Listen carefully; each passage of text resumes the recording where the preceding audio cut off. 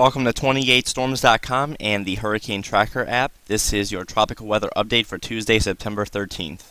In the Atlantic Basin, the only tropical cyclone that is currently active is Tropical Storm Maria, and the rest of the tropics remain quiet this afternoon. The latest spaghetti model guidance for Tropical Storm Maria are now tightly clustered within the next 48 to 72 hours. They all take the center just to the west of the island, but we still cannot rule out some tropical storm force impacts.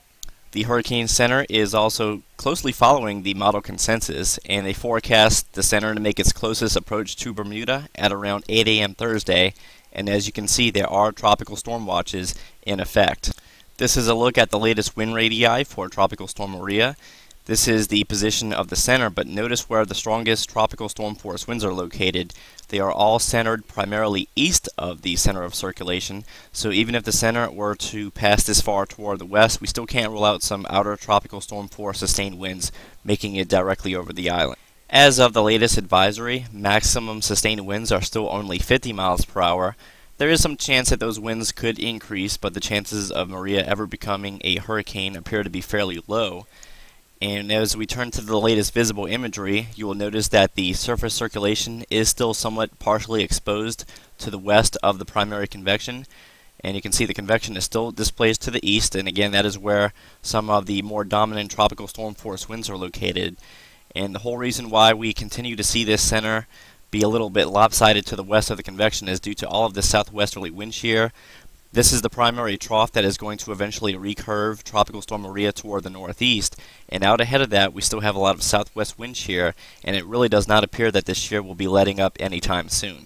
The latest SIMS wind shear analysis also confirms that we have about 25 to 30 knots of vertical wind shear over the Bahamas, and those stronger vertical winds are extending or shifting more toward the east.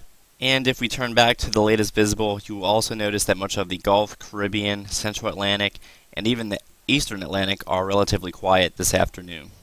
So if we start to look ahead using the latest 12Z GFS forecast model, the model really does not show anything in the Atlantic through the first 5 or 6 days. If anything, toward day 7 we begin to see a broad area of low pressure off the northeast tip of Honduras, but this is relatively weak and once again 7 days away.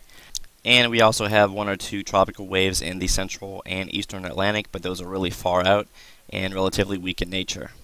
Switching over to the 12Z Canadian CMC, the model run is relatively boring. It really doesn't have much going on. We see that initially Tropical Storm Maria passes safely to the west of Bermuda without much in the way of significant rainfall, and the rest of the basin is relatively quiet throughout the next 6 days. The 12Z run of the ECMWF model is not yet available at the timing of this video. However, if we turn to the overnight 0Z run and advance this into the 24 and 48 hour forecast, we see Tropical Storm Maria still located just to the southwest of Bermuda, but by day 3 it's rather evident that it has passed to the north and it's beginning to recurve to the northeast out ahead of this long wave trough over the mid-Atlantic states.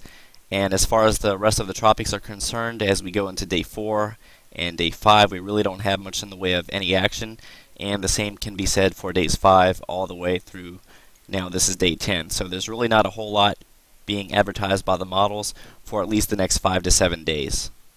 So we are in a bit of a lull, tropically speaking, but that's not to say we can't get a few more storms, especially toward late September and early October.